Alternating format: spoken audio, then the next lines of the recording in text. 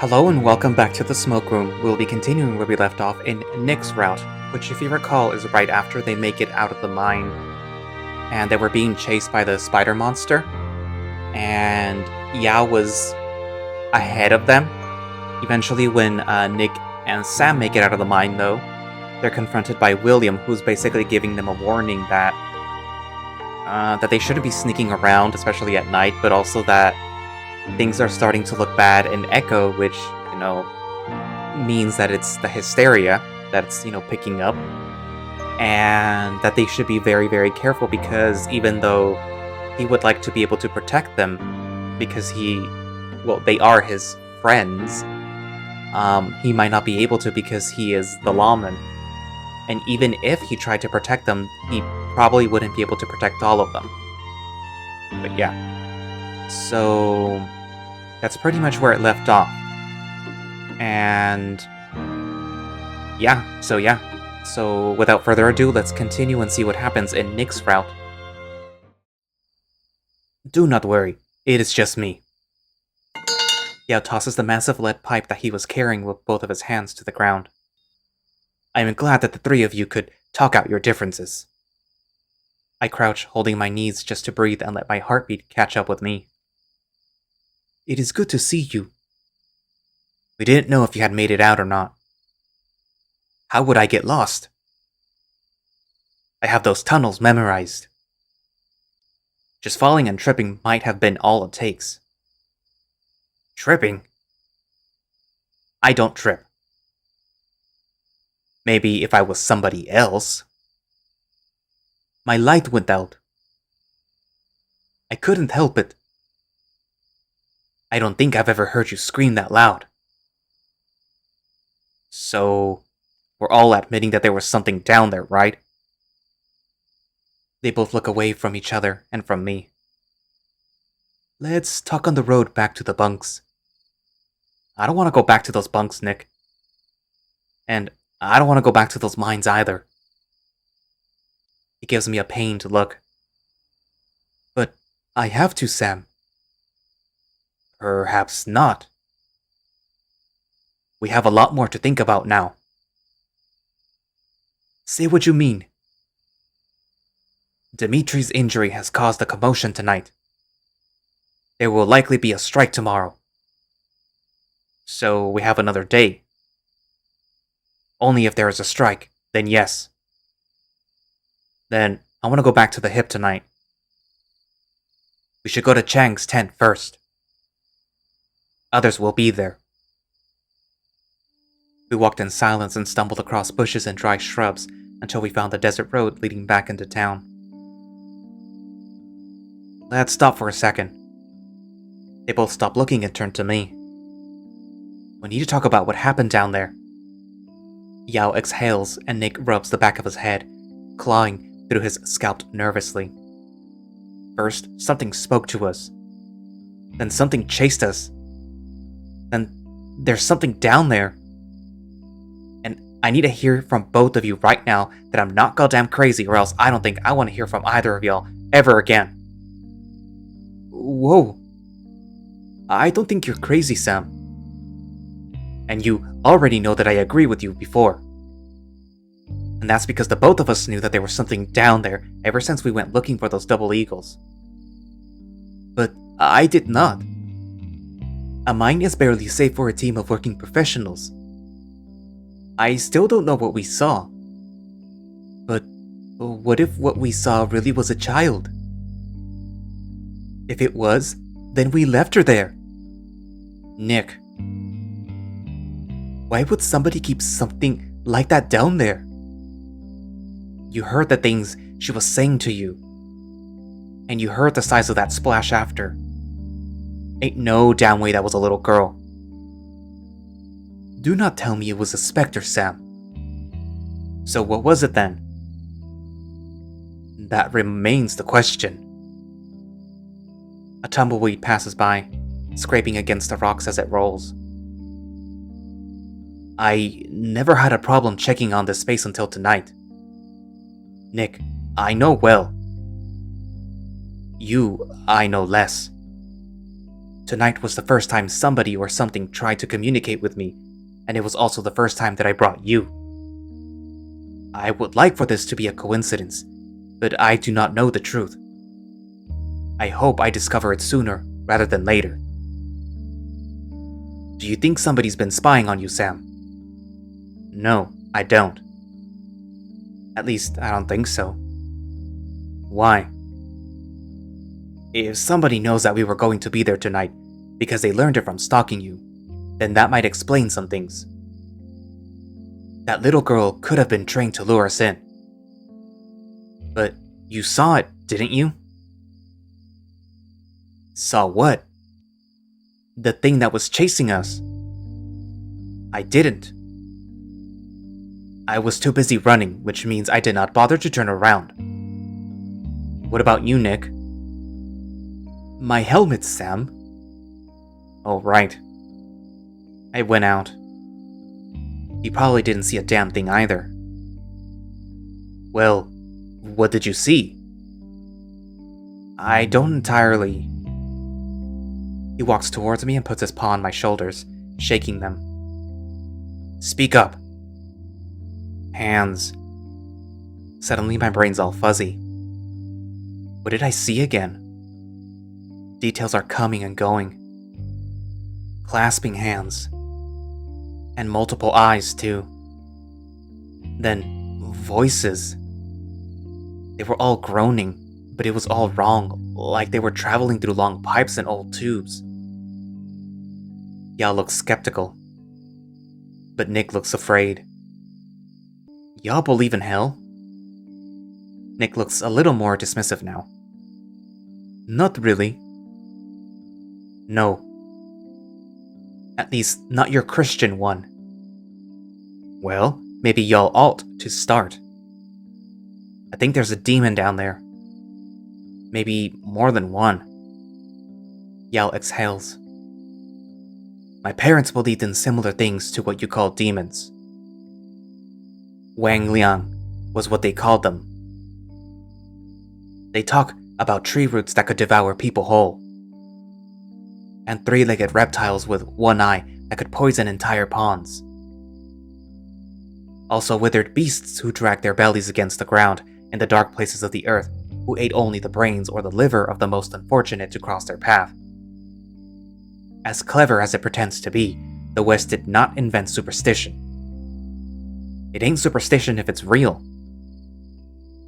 That's exactly what superstitious people say. Just think about it, Sam. What's more likely? We were chased by a real demon that no museum or no institution has ever seen before, or we were chased by somebody trying to scare us away who wanted the gold for themselves. No way. Ain't a snowball's chance in hell that thing was a person.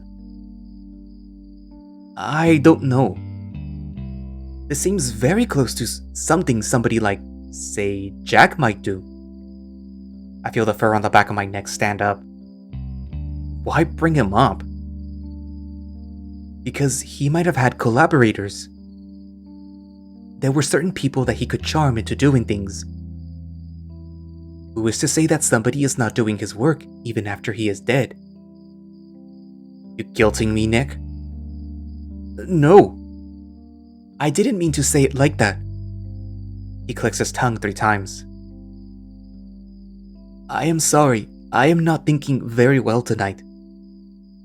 I just meant that you weren't the only one he's fooled before with such schemes. Many of us didn't know that he was a swindler until he drained a great deal of collective goodwill. I just think that if somebody is forcing young girls to wait in the mines, then I think we should find a way to help them. I do not think that this is what happened tonight. Whatever spoke to us did not sound like a child. Not really. I thought she sounded off too. It sounded more like a strung-together recording. Like something that had heard many children speak and tried to be all of them all at once. So you agree that whatever we ran into tonight wasn't human? At least, not the voice. As for the rest, I do not know. But what I do know is that the gold site is compromised. Wang Liang or no. Then is the plan off? If you are still willing to risk your lives, then no. If we go back again, nobody can see us. And it will be the last time that we go back. We'll take what we need. We can't be greedy. But when? That depends on what we learn tonight. Lights are off and candles are snuffed out in the upper stories of most windows we pass. But there's an orange glow coming from one of the bigger tents. Yao goes in first. I expect to hear more of that language that I don't understand, but that's not the case. The hell you been? Out. Hell of a busy night to be out, ain't it? Ain't no excuse not to show up to the chapter headquarters. Nik went inside the tent and I followed him in. We're terribly sorry, Paul. He was helping me with an urgent matter. It's private. Paul doesn't even address Nik because his eyes are entirely on me. Why is the new guy here? This ain't gonna be the place for certain ears tonight. He won't be a problem. Unless he chooses to make himself one. You shouldn't speak about my friend that way. I am careful, not charitable. This man's been your shadow the last few days. Fang as well, though he's been more careful to hide it. Yao said something loudly and quickly to the sable. I couldn't tell what the sable said back, but it was clear that he cut him off, and his tone was harsher. Yao said one word in a booming voice. Chang exhaled through his nose, then bit his lip. Let's get to business then. What do you need to know from me now? Will there be a strike tomorrow? There will be. It's a start. Still won't be enough. It's what worked before. The mine cannot function without its workers. What worked is that we had Dimitri to negotiate on the behalf of the chapter. And today, those bastards try to kill him. How bad are his injuries? You know him. He's tough. They patched him up, and the big fool is already trying to do paperwork for headquarters again.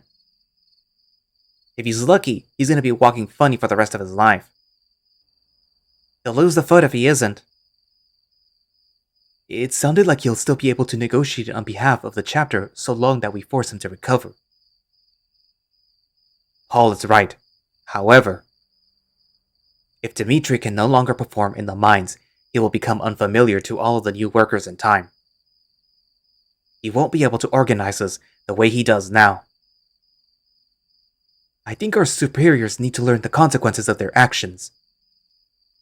They'll know that if they lose profit. You forgot about what happened out east in the mountains? They sicked the National Guard on their asses. Mowed down plenty of good men who just wanted to take their lives back. They're already thinning us out. Because they're learning that they can. They end up sending the National Guard for us and we're finished. The West is not the East. We're not big enough to get attention from the President. And the bosses can't afford to be as wasteful here. They know that they need us. I believe that James is a man who can be controlled through desperation. Briggs is different. He is a man who only respects power. I do not wish to know what lengths he has gone through to attain it. And this means Paul is right. Briggs must know weakness and be forced to face it. Water is difficult to ascertain in this area. The arsonists who burned down the North Star knew this. When an inferno consumes a structure here, there is little to be done to prevent further damage. Briggs owns a ranch on the outskirts of town. We could burn his assets there to diminish his wealth. And give him fear. Now that's what I'm talking about. Suddenly I understand why they didn't want me to hear this. Because I agree with them on that front. I don't need to know a damn thing about this. No. No? Even if I agree with the idea, there are too many ways that it could go wrong. Wrong how? The fire could spread to the other parts of town. Ain't that ranch far enough away from everything else for that to be a concern? It is. And what if another worker got hurt by the flames? How would that be right? If some sick bastard's sleeping in the barn at night, then maybe it's best that he get caught in the fire, if you catch my drift. It's just commercial property, not a residence. Yo. Talk them out of this madness. This is not a difficult matter. What do you mean? If the strike is considered, it ends there. If the bosses escalate, we escalate in kind.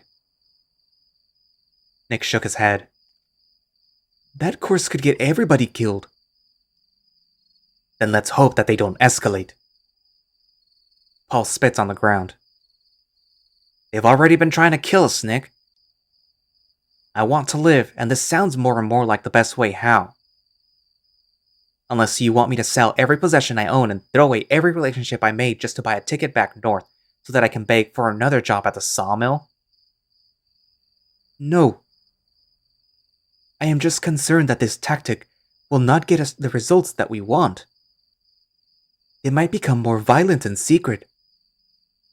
Dmitri was a soldier, and not even he has tried something like this. Why is that? Does he know something that we don't? Maybe so, maybe no. Perhaps it's time we asked him. Y'all do what you want. I like what the tiger is saying. That's all I've got. The Wolverine pushes the tent flap out of the way as he storms out. I smell something funny. It's smoke. My heart starts pounding when I look in the direction of the scent. It's just Sable. He's messing with the lighter and his hands are shaking. Yao says something with irritability in his tone, shaking his head. Chang snaps back and starts to smoke. What are y'all saying? I said that I am hurting. I flinch from the burst of anger and I see Yao's ears droop. Chang brings the pipe up to his lips and puffs. Well, I can't stay here then. No offense, but the last time that you made me inhale that stuff, I saw some things that I'd like to forget. Was it really any worse than what we constantly see around us, every day? Yao said something a little softer. The Sable's lips puffed quicker. You might be surprised. Would you mind waiting outside for just a bit, Sam? Did I say something I shouldn't have? No, but I want to talk to these two alone. Suits me fine. I'm not involved in any of this, but I know how to keep my mouth shut. Don't know why Nik or Yao are so involved, considering what the three of us were planning to do. I guess they still care about the people that we're leaving behind. I guess I do too. I wish I didn't. I just want this place to become a bad memory. Lose it in the chaos of all the places that I've been and all the people I'll be. There's always more people to meet. I just want to let go, but this place won't let go of me. I hope Nik can learn to let go with me. Excuse me? Sweet Jesus! Are you alright? No, I'm not alright. You fucking scared me. Ain't you that snoop who works with William? I usually end up working for all sorts of people in town. I guess I could say the same. Sort of. So then, what are you doing in a place like this at a time like this? Same reason I thought you were here at first. Customer. I shake my head. Not for me. So I heard. But I couldn't help noticing You said that the first time you took this stuff, you saw something. First of all, I never took any stuff. I was exposed to it through no fault of my own. Right. Well, I don't actually care about any of that. Good. But I am really curious about what you saw. Crazy shit. Well, that's the thing. Opium isn't a hallucinogen. Isn't a what? It doesn't make you see things. Trust me, I'd know. You on something right now? Well, not as much as I could be. He gives me a reedy little laugh, and I raise my eyebrow at him. I just found it sort of peculiar that drugs in this town seem to have different effects when you take them out of town. Just wanted to know if somebody else noticed that too. Okay. Sorry if that was a little awkward. You good? He rubbed his temple and arched his brow, then smiled. Yeah. I also wanted to say sorry for that bet. What bet? Oh, you probably don't even remember. I don't think I do. He puts his hands into his pockets. That's probably for the best. I was trying to impress you and it obviously didn't work. Wait. I think I remember. You're the one who wanted a night for free. Well, something like that. That was irritating. Right. He puts something in my hand. What's this? It felt like... money? This is money. Sorry, but I'm not taking customers tonight. That's just for wasting your time that night. Oh. I ended up seeing Nik anyway, so I didn't lose any business. But that could have easily happened. Well, thank you. You probably didn't see me, but I saw you at the stag a few nights ago. I play music there from time to time. I figured since I saw you at your job, you can see me at one of mine. It's a lot more exciting than my other jobs. Thanks. I'll think about it. Did you get your stuff or what? I see another one of my clients walk up. I don't know his name, but I remember the size of his loads. He looks annoyed at first, while he looks at the red fox and then freezes a bit when he sees me. It's alright here, Jim. Okay, good. We can go. I didn't realize this tent was so popular in town. Hey. It's for him, not for me. I don't need any oriental medicine to get my kicks. Is that how you talk about me behind closed doors? I don't talk about you at all, but I think about you plenty. You're lucky I'm working tonight is all I'll say. In the middle of the night? Well, it's the best time to collect soil samples for the lab. There's nobody chucking rocks at you or kicking up dust. What's he doing then? I jerk my head at Murdoch and he pipes up. Jim needs high-quality pictures of the collection sites to pair with the samples.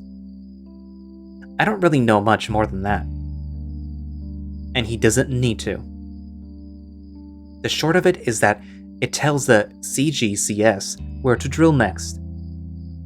So, where do the drugs fit into all of this? Don't ask me. This was supposed to be a quick stop. They help me with work is all I'll say. My brother-in-law knows that if you work hard, you get to play hard. Am I right? Of course. But speaking of work, we've got to go. He touched my shoulder. I'm sure I'll see you again soon. Murdoch's glance darted between mine and Jim's and nodded, letting out a puff of breath. Been a pleasure, Mr. Ayers. Keep what I said in mind. The two foxes trotted off into the dark, and before long, all I see is two big tails bouncing before they're swallowed up by the darkness. Huh. Nick's voice calls out to me from inside the tent, and then I hear the flap flutter. I think we should go. I look back at the tent. Is Yao coming? I believe he's staying here for the night. If that's the case, then I don't want to go back to the bunks tonight. Why? I don't want to be near that mine again tonight.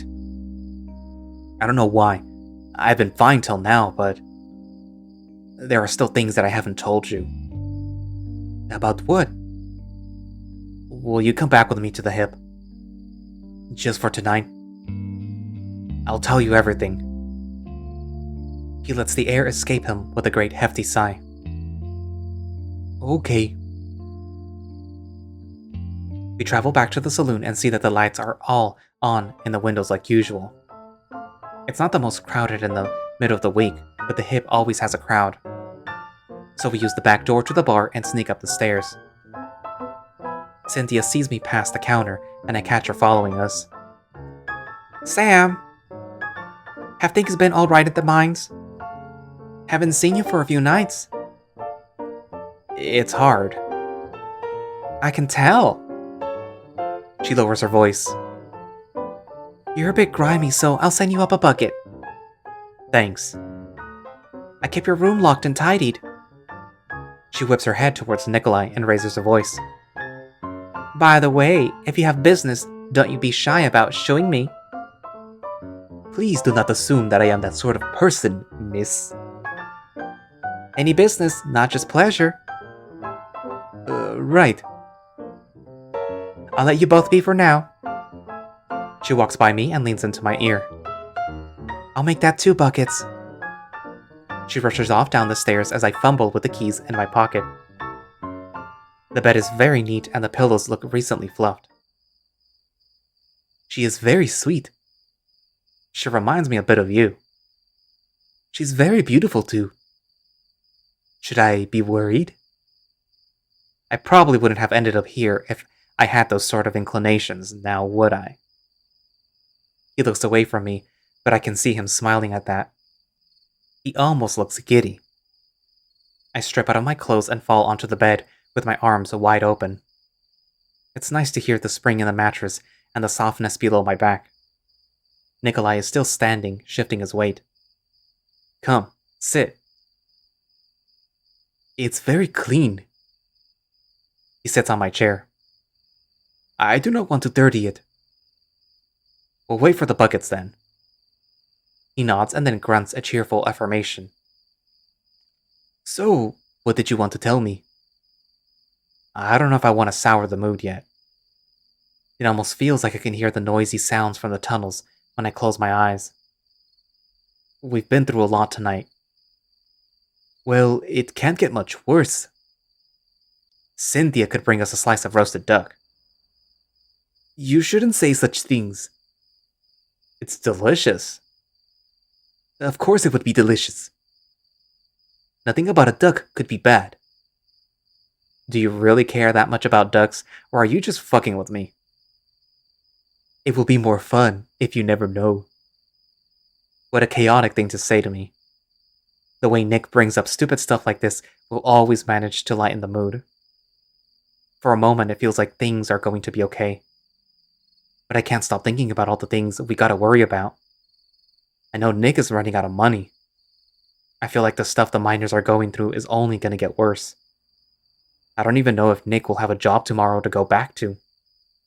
And the gold. Can you look through my pants, Nick? What for? Just look. He looks at me strangely as he picks up my slacks. They're heavy. He pulls the nugget Yao gave me out of my pocket. Was it real?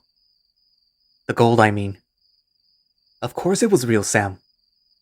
See how it bends and shines? Tears well out of my eyes. Okay. I'm glad. Why are you crying? It's just hard to trust what I see as of late. I'm just glad it's real. That's all. Can we share it, Nick? He shakes his head. No. This is yours. It's enough for the both of us.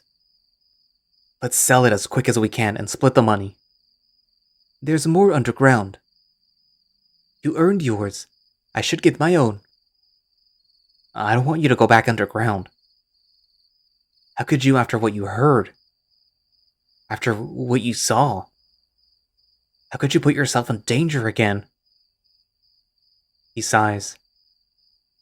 Because life is always dangerous, Sam. You look at this gold and you think it's freedom. But all it takes is men with guns to come to your home and take everything you've bought with you. There's laws, Nick. We've broken many in this room alone. Well, yeah, but it's not the same thing as robbery. Doesn't matter. You think laws will keep you safe until they don't.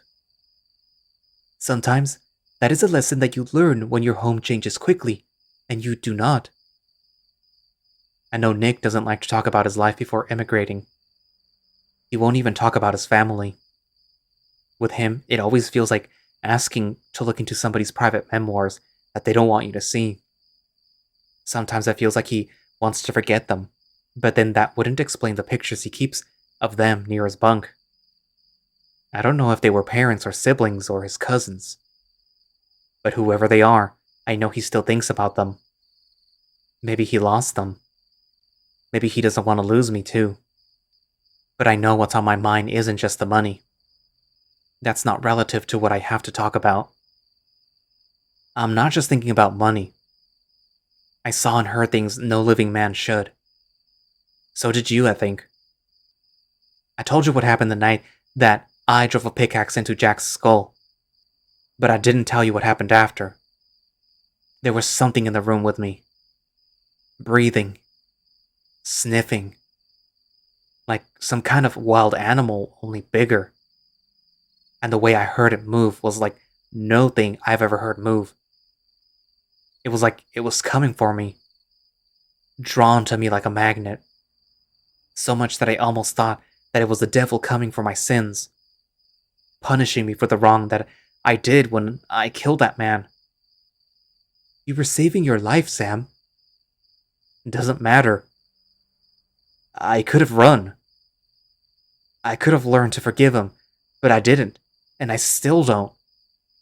So I thought whatever was coming for me knew it was my time to die. To drag me down to hell where I belong.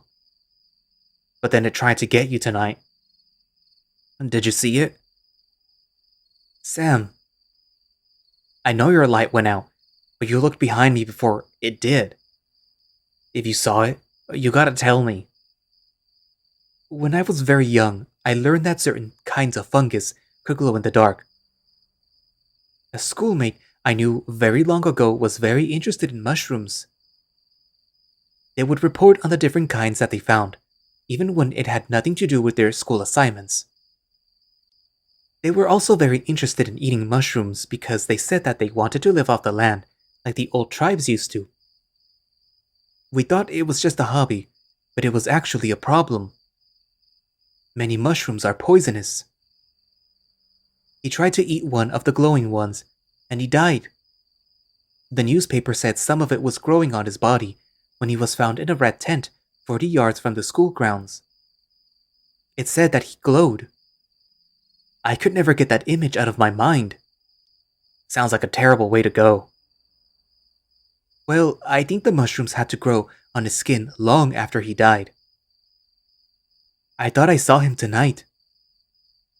Parts of him connected by the fungus. Glowing like stars. But instead of beauty or of wonder, there was this great emptiness. And I thought about terrible things. Things like what? That at least he got to die in his home. And I thought about how I never would. It was just for a little bit, but it was enough to get me angry. So angry. You make it sound like you hate it here. In this country, I mean. I am thankful every day to be here. But it's not where I grew up. It's not home. And the people who it is home for always remind you of that. All the while, they still want you to be grateful that you're here. I hate it. I didn't know. You didn't need to know. No, I want to. It's just that I've only ever lived in my own country my entire life. It makes me feel stupid when I try to ask about any place that I ain't from. Like, I was sticking my nose where I shouldn't. That's how I feel every time I go to buy food and people ask me where I'm from. It can be a threat sometimes. What I saw made me feel all these emotions at once. But then I thought, how could I be jealous of a corpse? How is that a way to live? And then my light went out, and it got even brighter.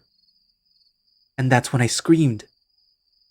Because I wanted my light back. I didn't want to see his light. Jesus. There's a quick rap on the door. Leaving them by the door. Thanks, Cynthia. We hear a thud, and then she moves away. I open the door just to crack and grab the buckets. Nick starts undressing when he sees them. Did you see anything? Not clearly. I set one of the buckets near Nick's leg, and the orange half inside swirls up against the sloshing water. I think it was a big evil spider, but I didn't get a good look. I take out a rag from my dresser and hand it to Nick. He dunks it in the hot water, and there's steam coming off of it. So whatever it was that we saw, it wasn't the same thing. I guess not. There are gases down there that can make you see things. Perhaps there is a leak. I dunk a rag into my own bucket, then wring it out. Oh, come on. It does not mean that there was nothing there. But it's possible that what we saw was different from the truth. You can't see me roll my eyes when I feel the hot rag over my face. It talked to you. Somebody did, and it still unnerves me. I rub my face and see that the rag is black with mud and charcoal. I dunk it in the water again to clean it out and wash my neck and under my arms. I just don't think it was natural. Whatever's down there is downright evil, and I think it wanted us. Nick is scrubbing between his legs, and the smell of the wet badger and citrus is starting to fill the room. If it did, it didn't try very hard. It chased us. But not out of the tunnels. Well, maybe it can't leave. Maybe there's other people in this town who've had similar experiences. If you ask around, don't let them know where you were looking. Obviously. He looks at me. Turn around. Why? I do it anyway. I feel the wet rag on my shoulders and Nick's big knuckles through them. He starts washing my back and I feel the water run down my sides, then my thighs, dripping to the floor. I needed to get the spots you missed. Both of our buckets look pretty dark. I turn around again. Oh. He's stiffening up. Usually I have to get you started. I suppose I missed this privacy more than I realized. Can't say I am complaining. I feel the blood flow to my thighs as I watch him grow thicker, and I start to stiffen too. Need attention? He looks away, like he always does. To be honest, Sam, I was staring at your back. You never asked to try that before. I've never felt the want to. So, what changed? He stood up from my chair, towering over me. And then he sunk to his knees, holding my wrist. Then he kissed my paw, looking up. I want to spend the rest of my life with you. Nick. This... Are you proposing to me?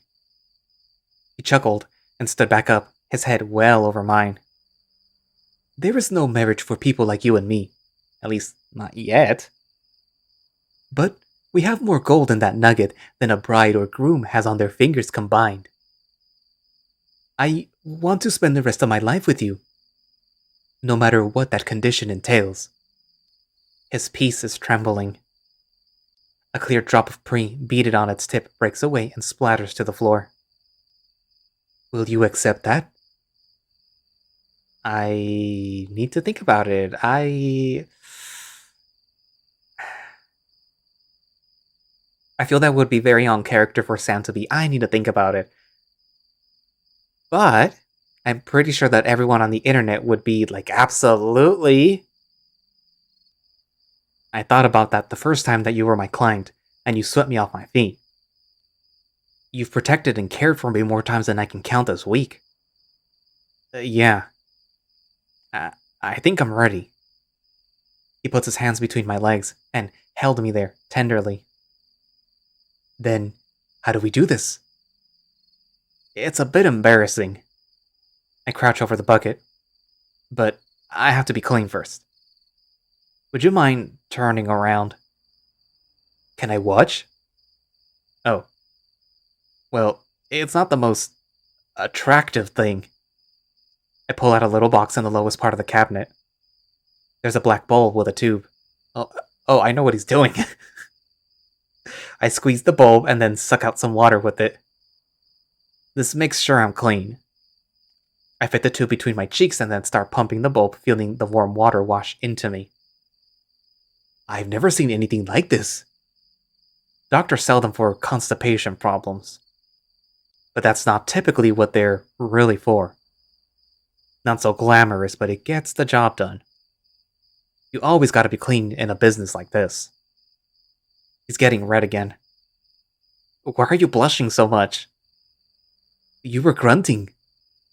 It can pinch a bit. I was just trying to think about what it might feel like. Want to try? No. That's obscene. And to think I thought you knew me. I drop it in the water with a splash and then bound up on the bed with my rear pointing up. Get the lights, then get the oil. It's on the vanity. It's the green bottle. The outside is sticky. And the inside is stickier.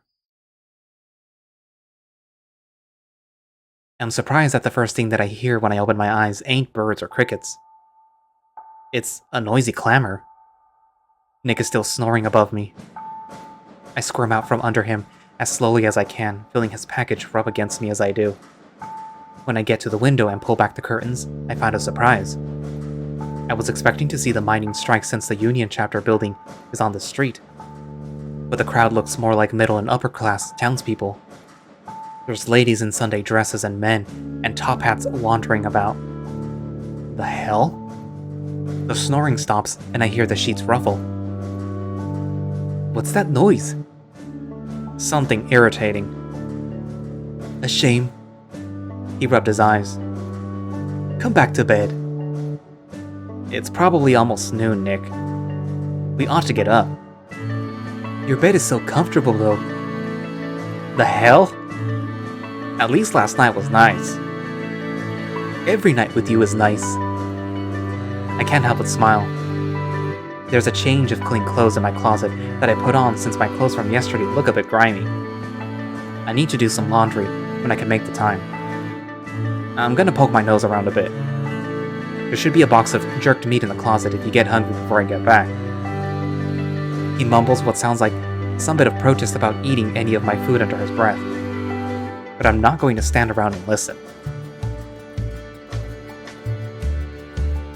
I wander around the interior balcony, looking down at the patrons below, trying to catch an ear or eye shot of what's going on. But I see most of them going to the stage room. I hop around the balcony looking down to see Dora and a crowd of people surrounding her. She waves at them, laughing on occasion as she makes her way to the stairs. Then she runs into me. Oh good, we are around today. I would have been around earlier if I knew it was going to be so busy. What's going on? Well, if you were around a little more the past week, you'd know it was my fault. Huh? Relax your shoulders. It's a good day. I sang. And it was magnificent. Harlan looked at her with hope in eyes. He looked at her as if she was his whole entire world. This is what you were meant to do. This is what people want. What's the occasion? I turned 60. First time in 3 years that I sing for a live audience, and I find I still have fans. Who knew? W.C. Handy knew. It's very flattering. So much that I may have to do an encore tonight. Only fools would miss it. Back when I could still hit all the pitches I wanted to, you mean? She winks at me.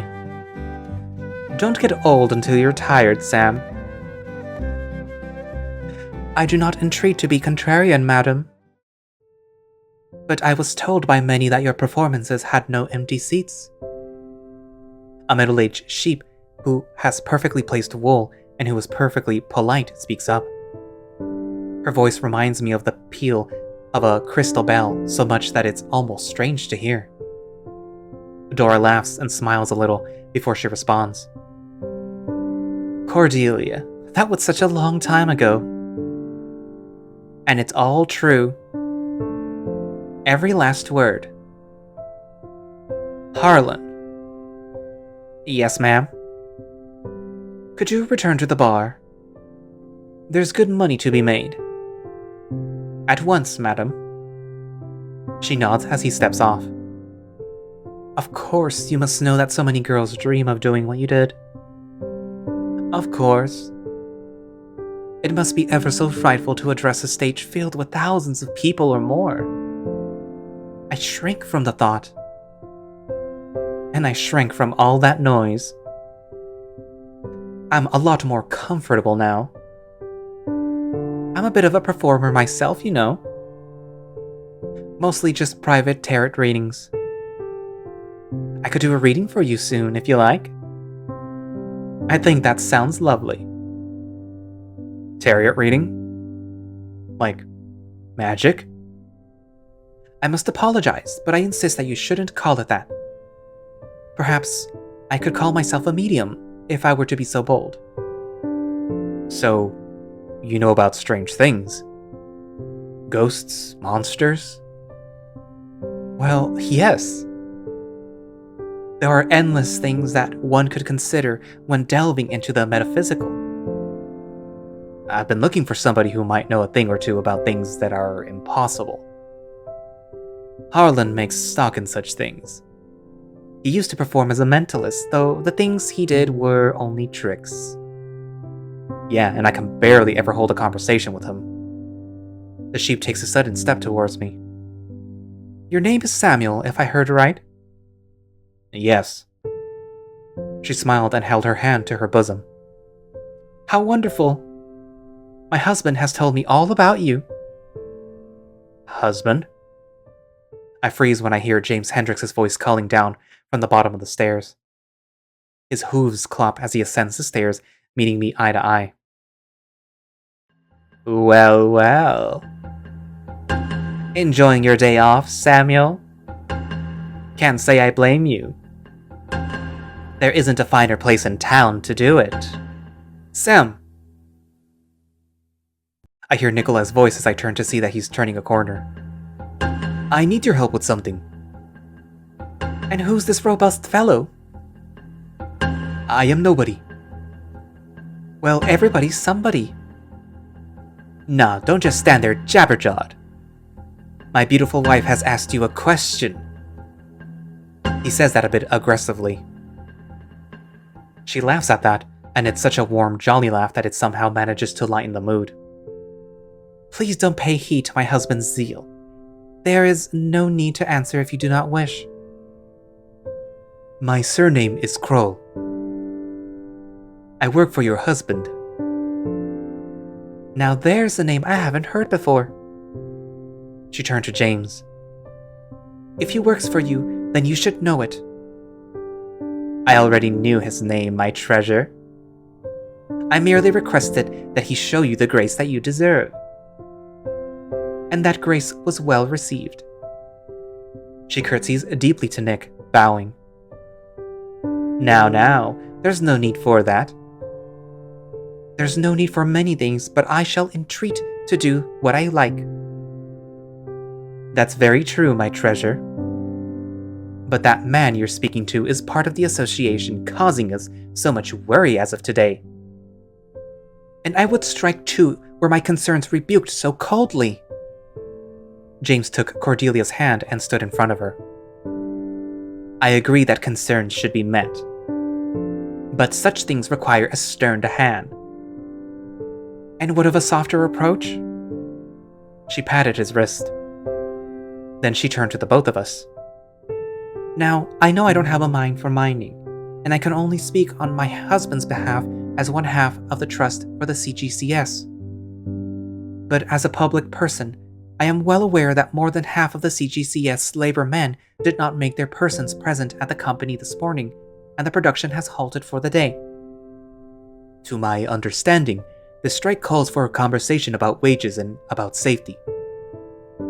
I do not believe that a conversation can be held with a closed door, so I would like to open the doors to our manor to you. Nik is smiling the biggest I have ever seen him smile. Well, now that you bring this up, I couldn't agree more. James's voice is beginning to crack. Darling. She shakes her head and pulls her wrist away, lilting. I am no darling today.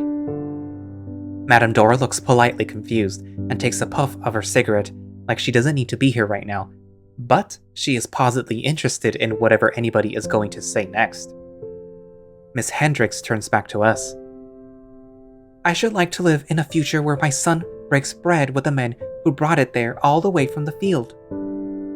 She holds out her left hand to Nik. I would like to have you over for lunch if you'd accept, Mr. Kroll. He nods. Of course. And I would like to find it ever so lovely to hear your thoughts on the metaphysical, Mr. Ayers. This seems like a bad idea, but I don't know what metaphysical means. But Nik said yes, so I nod my head fiercely. She takes out a small purse which holds note cards and a pencil, and she writes down an address. We're just up the hill, but here's our address if you need it. Please come as quickly as you can. I'll make sure preparations are in order. She hurries off in, running off with her wrists held up in the air. So be it then. If this is to be the way of things, then we mustn't putter about.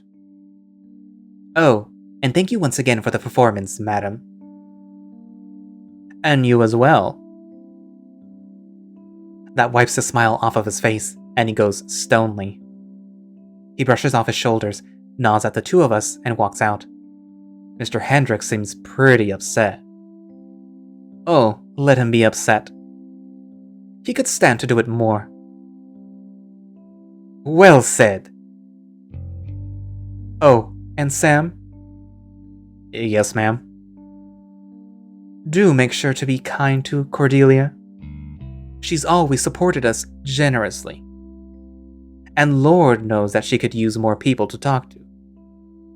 Yes, ma'am. I'm not exactly a people person, Dora, but I'll do my best.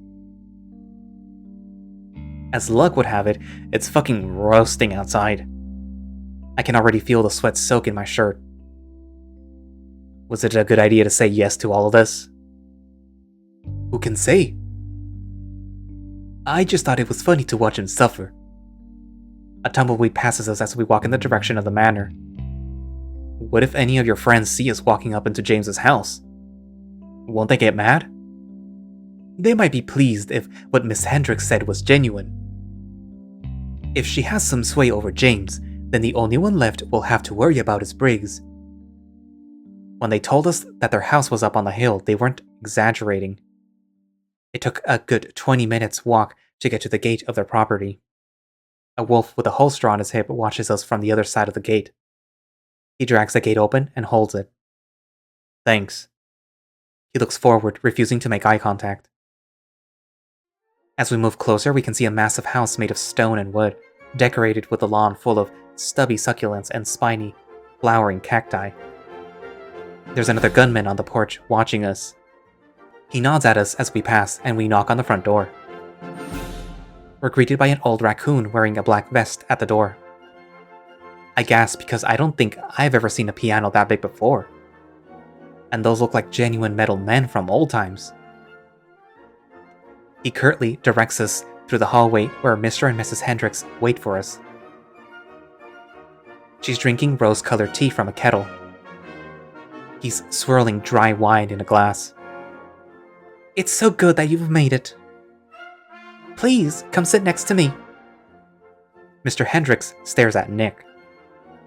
"Or between us." "Would you sit with us too, Mr. Crawl?" "It is more comfortable for me to stand." "Right, well, I'll help prepare us the drinks. I know that it was terribly hot outside today." "You should have the cook do that." "It's why she's here." "Well, I don't feel like being lazy today." She disappears off to the kitchen. "I hope you like my home, Samuel." "It's very nice." "And very big." "Its history is what it is. The very table that we're eating off of was passed down by my grandfather. He reclaimed the wood from the very shipwreck of the vessel that he sailed upon when he first traveled to this country." "Was he a knight?" "Excuse me?" "You know..." I make a swinging motion with my hands and bring it down to the table with a bang. James flinches. "Whoops." "They hold swords? There's statues of them in the entryway?" "Oh, you mean the suits of armor? Those are just symbols of love for our country's heritage." "Are they expensive?" "Exceedingly so. Even in their era, only the wealthiest of men could be encased in steel when they went off to war." "I wonder what it would be like to wear it." "It does not look comfortable." James leans forward and shoots me a smile. "Would you like to try it on?" "Are you serious?" "Well, why not? I've had these things my whole life. We might as well use them." No?" "Sam, control yourself, please." I think about marching around in this man's massive house, clinging and clanking as I wave a dangerous weapon over my head. There's a lot of appeal there. But Nik is giving me a look. Maybe later." "Just say the word and we can make it so." "Look at what I thought was lost and now is found." Cordelia is swaying back and forth with a big machine in her arms. Looks like a big metal pot with a crank. "Have you boys ever had homemade ice cream before?" "I thought you were going to read his fortune, Cordelia." "But it's so hot outside. This would be perfect. And surely the order of our affairs wouldn't matter." "If you tire yourself out, you could lose yourself in that room all night." "Efficiency, Cordelia." She sat down the machine on one of the dining room chairs. "And this is our home, not our business." "I would like some time to speak with Mr. Kroll alone, anyhow." "Please take him upstairs." She sighs. "That was all you had to ask the first time." She looked at me. "Do you mind if we do the reading now?" "No, that should be fine." "Let us be on our way then." She leads me back to the foyer where the man in the black coat nods at us as we pass him. She's halfway up the stairs before I stop. "How come the high platforms don't have any railings?" She stopped as if this was the first time that she had ever heard this question. "Oh. Pray forgiveness the sheep architecture. We often tend to omit them." "Don't people work here that aren't sheep?" "Well, yes. I believe that servant staircase has them." "A servant staircase?" "Old house, old ways." We reach the top of the stairs and turn to a long hallway with many doors and several different corners. Would you believe that there are entire floors and rooms reserved for the servants that I've still never seen? Don't you live here? Well, yes, but the servants' quarters are designed not to be seen. As are the servants.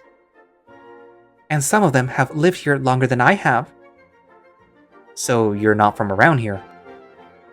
Not initially, but I hope to believe that I've acclimated enough. Lady, you haven't. We turn around another corner and find a large set of double doors in front of us. Cordelia pulls the door away, and I gasp. Inside is a room full of flowering plants, bright paintings, and delicate curtains, with a glass ceiling letting light shine onto a round table with 2 wicker seats. A side door opens and a maid with a rolling table sets out a tea set before pulling it away and disappearing wordlessly. Cordelia doesn't even address it as she takes a seat, lifting the table curtains and pulls out a pack of cards. She gestures to the chair across from her. Please sit. I pull the chair away from the cloth and plop down. Okay. She's shuffling the cards in her hand now.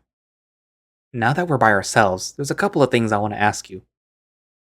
Just ask the cards. I don't think paper's gonna get into specifics I'm looking for. She stops shuffling. Then what did you want to ask of me? Do you ever hear about strange stuff going on in this town? Stuff that you think you'd believe only if you saw it too. Oh, all the time. She leans in closer to me. Occultists consider this town a hotspot. A hotspot for what? Anything you could name. Ghosts, ghouls, demons, spirits. Things not of this earth. The popular opinion in town is that this is the natives' fault. But anybody who's made the most cursory investigation into the culture knows that they reject occult practices outright. And there are other ideas about portals. Portals? She nods. Ideas about other worlds filled with people and creatures beyond our imagining. Existing right on top of ours, even. And when the barriers between worlds weaken, sometimes things slip through. Sometimes it's them, sometimes it's us. If it's true and not fiction, I imagine it must be frightful for every party involved. We do like our familiar comforts. She pours herself a cup of tea. What about ghosts, then? Know anything about those? I fear that I know more about ghosts than I would like to know. And how's that? She looks to her left, then to her right, then over her shoulder. Because I know for certain that this house is haunted. For certain? For certain. How do you know? Well, sometimes there's sounds in these walls where there aren't any rooms. And people are talking where they couldn't be. I've also heard things walk the hallways at night that weren't servants. And voices that have made sounds that I don't think is possible for a mortal body. Noises like what? She starts to hum. The fur on my neck sticks up. I think I've heard something like that before. Everybody in this area has. Same hum, same reaction. It's not the real thing, but it's close enough. It's like something we hear, then we forget. But when we hear it clear enough and loud enough, we know that we've heard it before. Well, what is it? It just is. Nobody really knows. But those who know how to listen for it generally manage to find it again before it goes quiet. Strange. That's the word that we use when we come to accept that it's here. And because we know it's the truth. I think I learned about something worse than ghosts a few nights ago. And so far, nobody's been able to help me. She looks at me. It feels like there is genuine worry in her eyes. There's always somebody you can find who's always willing to give you an answer. A lot of people will tell you that they have all the answers to everything, even if they don't know the truth. But what if there's somebody out there who knows the truth? How could I find them? oftentimes you can't. But answers aren't the most important thing in the world. Then, what do you think is? She shakes her head, and the light from the ceiling shifts across the side of her face, and she beams so hard she practically glows, like a breaking in a sunburst. Being kind. I cross my arms and sigh. Well, if that's your answer, then what can your tarot cards tell me? I don't want to put none of my faith into devil stuff. Tarot isn't devil stuff. It's a card game developed during the Renaissance meant to reveal the truth of the world to the viewer through their own understanding. The deck is full of cards that contain a great variety of meanings. And whether or not a card is upside down or right side up, when you reveal it, changes the meaning too. Shall we try it then? All right. Splendid. Oh, it's always so exciting to give somebody their very first reading. Right then, take a look at the table.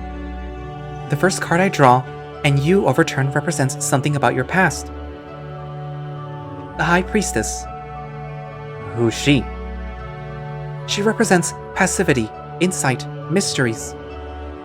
When she's right side up, it tends to mean that you've made a lot of useful discoveries in your past. That there will be more knowledge to come, but only if you trust your instincts. So, I'm already winning? Easy. This isn't about winning or losing. It's more of a strong suggestion to stay your current course. The next set of cards represents something going on in your life in the present. Well, I thought you said that there wasn't going to be any devil stuff. He's just a character. We aren't paying him any homage. People are usually surprised to learn that the devil isn't a bad card. He's a symbol of earthly pleasures. It could be a love for money, or for lust, perhaps finer things in general. And because he's right side up, that indicates you're surrounded with earthly pleasures in your ongoing life. I take a look around me.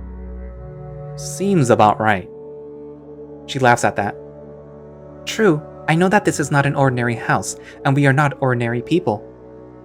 But sometimes the card reveals something that isn't so on the nose. Have you been tempted by something? Or indulged in something you wanted? Hard to say. I feel like I do a lot of things whenever I think they feel good. Sometimes the obvious is important to mind too. Now, let's move on to the last card. I assume you already guessed, but this is the one about your future. Something that may or may not be manifested by the paths that you take. Shall we go on? Sure. Okay. Oh. Brace yourself for this one. I lean forward. The Tower card is not good. It's the one people watch out for more so than the devil. Well, what does it mean? Change through chaos or violent destruction. She opens her mouth, then closes it, humming. A positive spin on this could be that you welcome the change. She waves her hands about as if she's trying to think quickly. That an obstacle which is part of your life needs to be changed, or pulled up by the roots, so to speak. Well, I don't think I'm going to be worrying very much about pieces of paper. That might be prudent attitude, in this case. Keep in mind that these readings are never final. If you don't like what you hear, there's always ways to change it. And if you do like it, then just continue, so you are, and to be mindful of your readings. I hope the cards reveal to you what you needed. Mostly, I just think that they just are pieces of paper. That's all they'll ever be to some, and that's perfectly fine. Before I go, I have another question. You said James, I mean your husband, talks about me. What exactly does he say? Well, he was honest. Oh. His dalliances help keep him regular, which is why I can only support them. Wow. Still illegal, of course. Wrongly, I might put. She pats my wrist. Your secrets are safe with me, though in perfect honesty, I feel they aren't my place to trifle in to begin with. I see. Are you feeling a little dizzy, or is that just me? It's a hot day. Have you ever had any ice cream before, Mr. Ayers? No. If it's what it sounds like, which is milky ice, then I think I'll pass. Let's sneak off to the kitchen and have some, shall we? She seems really excited about it. I guess I can try some. Just to be nice. She's been more than nice to me. I feel lost when she leads me past the series of doors and corners again, passing hallway after hallway until we reach the stairs again. Then I remember that they don't all have rails, and that they're much more terrifying going up than they are going down. She offers a hand to help guide me down, which I don't dare refuse. I rest easy when we get to the bottom again. Let's sneak around into the kitchen, the other way just in case Mr. Kroll and my husband still have matters that they'd like to discuss. Instead of going right, we go left. We pass through a room full of fine seats and couches huddled around a fireplace. Then we enter a series of hallways again. There's a ballroom with a fully stocked bar that's even bigger than the hips, and a gramophone. And then there's another long hallway. We follow it, taking a left, and find ourselves in an open kitchen with a tall ceiling. A female wolf is chopping vegetables. Good afternoon, Chef Haiti. Good afternoon, Miss Hendricks. Could you put out 4 bowls and the yellow tub in the icebox on the table? Of course, right away. The wolf crouches and pulls a tub out from a small dark box underneath the marble countertop. Then she places it in front of Miss Hendricks. She pulls the lid off and scoops a bit of fluffy, off-white material out of the tub. She offers a spoon to me. Try it! I take the spoon and shove it down. Wait, not that fast! This is cold. This is fucking cold! There's a sharp pain in my head, and I sputter, gagging on this stuff. I have to go to the sink and spit it out, but the pain is already gone. The flavor is sugary and sweet, with a bit of a burnt sugar taste. Hey, that is good. Why didn't you nearly kill me at first? Because it's a frozen dessert. The ice part isn't an exaggeration, Mr. Ayers. But it's soft. Ice is hard. Frozen things are supposed to be hard. How did you make this? Well, I'm glad you asked. The base is a mixture of egg yolk, sugar, and high-fat milk, plus salt and flavoring. You can put your flavor candies, or make crumbles or swirls of chocolate into it. It makes for a very versatile treat. She crouches down to open her icebox and produces a large metal bowl, and shows it off to me. This is a tub of the base before it's frozen, if you want to try some. I scoop some out with my spoon and sip. That's way too strong. You only think that because it's not frozen. Freezing a dessert dulls its taste, so you have to make it stronger to compensate for that. I'm sorry, ma'am, but may I use this counter to chop vegetables? The master of the house is very insistent on potato bisque tonight. I get the strong impression that she wants us out of her way. Of course, we'll be going right now. Thank you for your help. Always a pleasure. We walk straight through the doorway and end up in the dining room again, which upon reflection shouldn't be that much of a surprise. Nik and James are sitting in silence. Doesn't seem like they were doing much talking. James dear, is there anything in the basement I should regard before I go down there? I want to show Mr. Ayers how I make the ice cream. Not at all. In fact, why don't you take Mr. Kroll down with you? His brute strength is suited to dark places. I am flattered. He stands up and walks over to me and puts an arm around my shoulder. We've been very deep, together. James starts laughing, but it's not the kind of laugh he makes when he's amused. Miss Hendricks doesn't seem to notice and claps her hands. Well, aren't you three as thick as thieves by now? Let's all get to the cellar. As we turn another corner, I see James drop his fork. It's completely bent out of shape. Miss Hendricks takes us back through the main entrance to the room with the couches. Miss Hendricks takes us back through the main entrance to the room with the couches and through another hallway. We go through a doorway that opens to a dark cellar staircase. She leads us down the stairs, her hooves clicking delicately as she descends. Please don't pay the seller much mind. We're still renovating. She says that as if she's legitimately used to strangers judging her cellar. I lower my voice so that only Nik can hear it.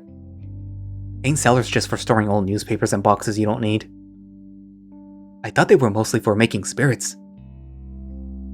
She takes us through a counterclockwise path past the bench with weights, a subdivision with a pool table, and another section that looks like it has enough shelving guts to get the entirety of Echo through the winter. We keep walking until we get to a section that looks like it's below the staircase we came from, and besides it is the thinnest looking door that I've ever seen. Now, where is that supposed to go? That leads to a crawl space below the house. Why is the entrance so small? I hear that most people used to be a lot smaller 50 years ago than they are now, but that's just ridiculous. I think they didn't want that swing to take up too much space. We haven't bothered to replace it yet because we aren't down there enough to be fussed with it. She opens up the door and squeezes through, protecting her head with her hand. I walk through next, and so does Nik. The crawl space is big enough to stand in, but only if all of us crouch. It's very dark and hard to see anything here. But at the opposite end of the room, a speck of light shines on a metallic handle on a door to a room that looks like a bunker. Why did y'all put your ice in a room this far out of the way? Well, it's the coldest location on the property, which really makes a difference for the ease of storage. It's hard to keep a steady supply of ice in the middle of the desert, you know? She opens the door and I feel the rush of cold wind that would be refreshing at any other location. Here it just chilled me to the bone. I don't want to be in here long or else too much cold air gets out. Shouldn't be much longer. Let me get some of the older ice at the back of the room and use that up first. Huh?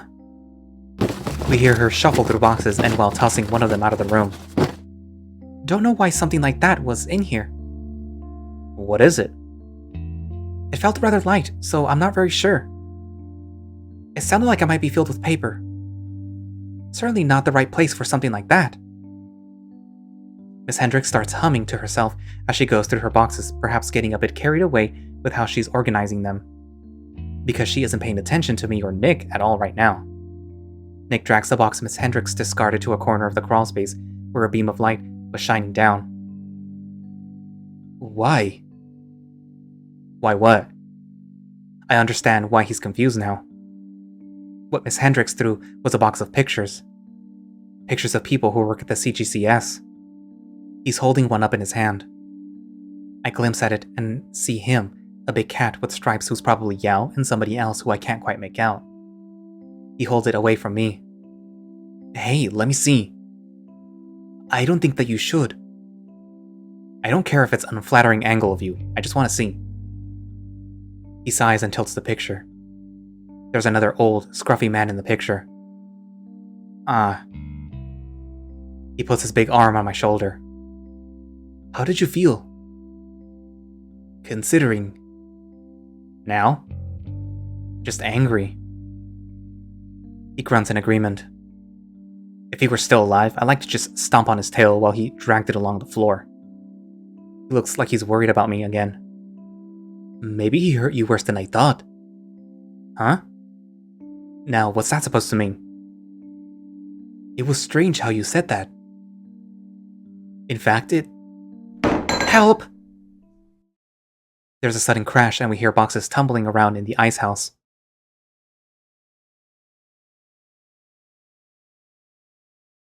Nikolai, Chapter 3.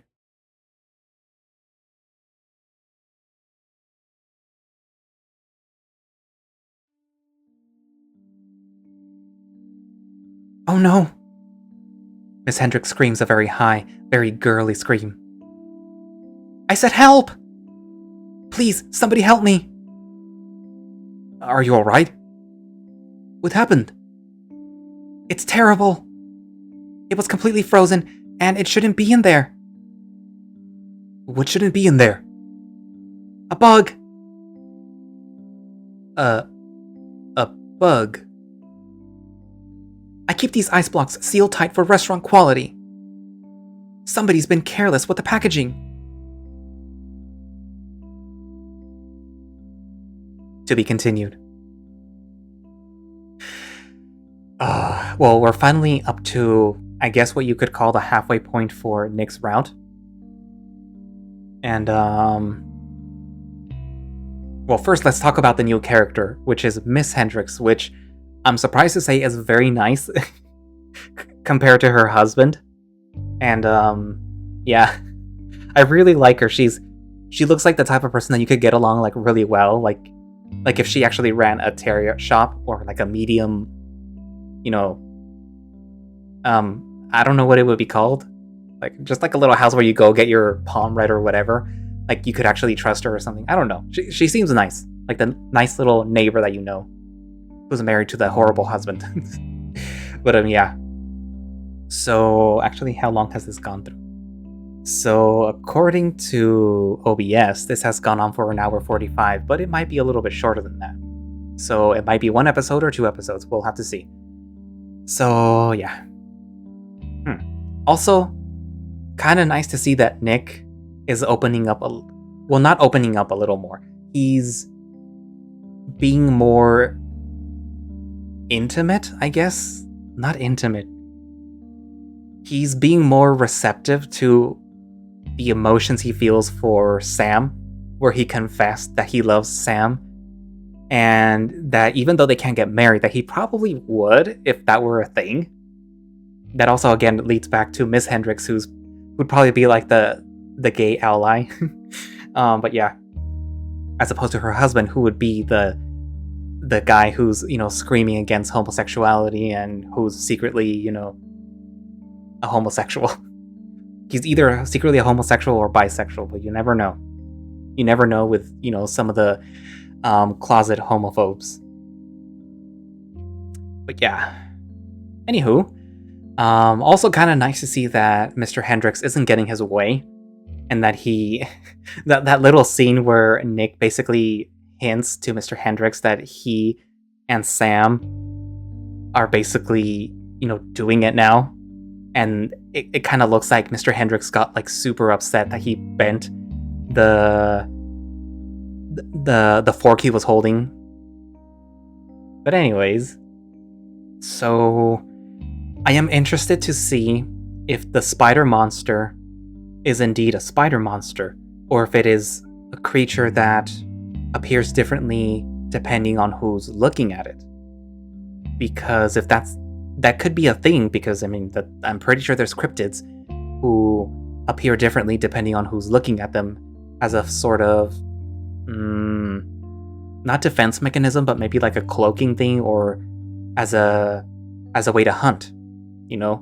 That may be most of the people will see the spider monster, but Nik instead saw something that traumatized him when he was younger, which is, his friend being covered in mushrooms. And instead of eyes, he saw the bioluminescent mushroom. But it's possible that, again, it is the spider. It just, depending on who sees it, they see it differently. Because the spider monster was also seen by Blythe, and also by her friend, I think.